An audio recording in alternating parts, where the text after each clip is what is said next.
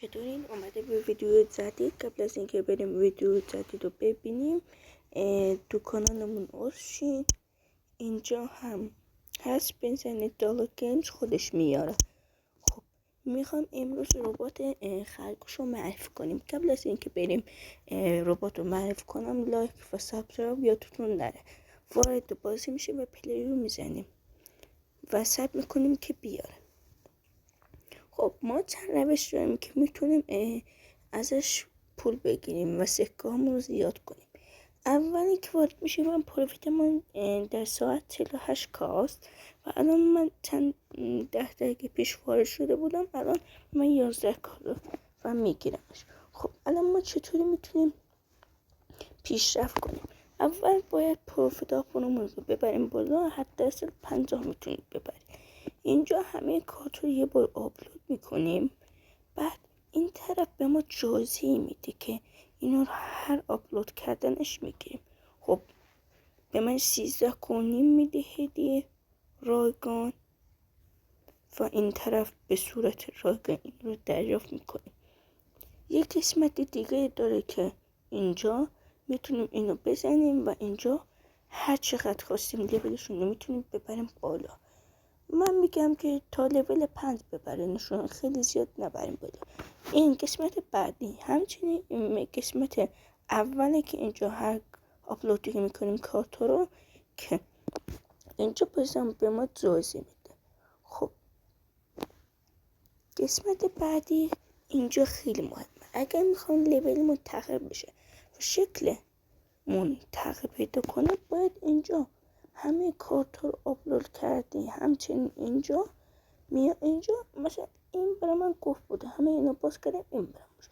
اینو باید تا لول 10 ببرم که این که لول 10 شد این تیکه رو که بخوره این تیکه رو.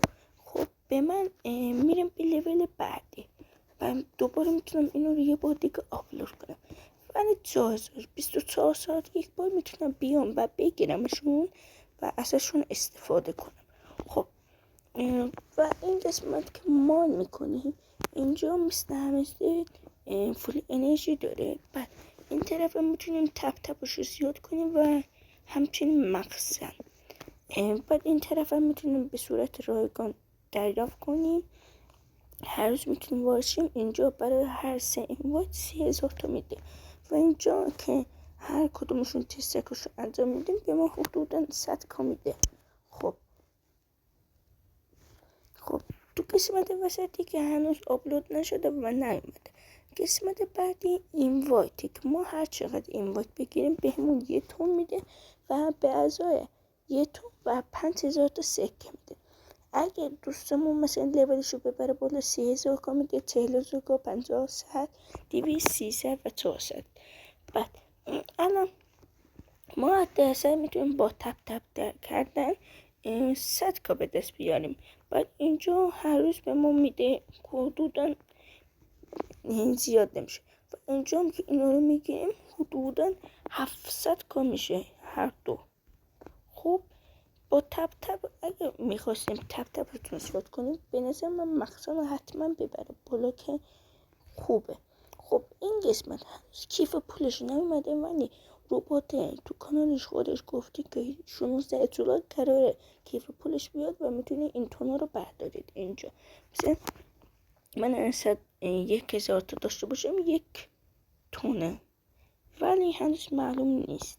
خب اگه میخوان ویدیوهای بعد رو ببینید حتما سابسکرایب کنید که قراره ویدیوهای جدیدی آپلود بشه. متشکرم که این ویدیو دیدین. با سپاس، امیر.